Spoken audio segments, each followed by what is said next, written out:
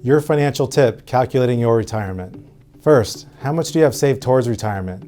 You start by adding up all your liquid investments. This includes any excess cash you may have on hand as well. We typically recommend having 6 months worth of spending set aside as cash for unexpected expenses or emergencies. Anything above 6 months of spending should be included in your liquid investment total allocated towards retirement. Next, figure out how much you plan to spend in retirement. I'd recommend starting with looking at how much it costs to maintain your current lifestyle. Now, statistically, most retirees spend the same or more in retirement as they did while they were working.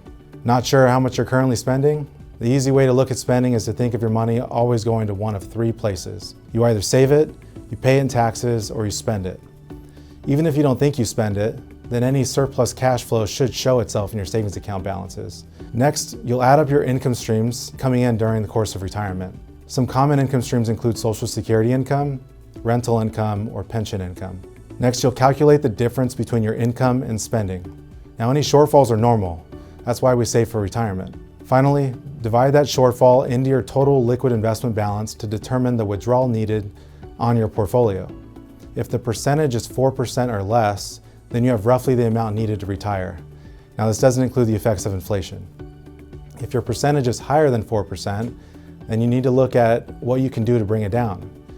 You can either spend less, work longer, or take some other action to improve your retirement outlook.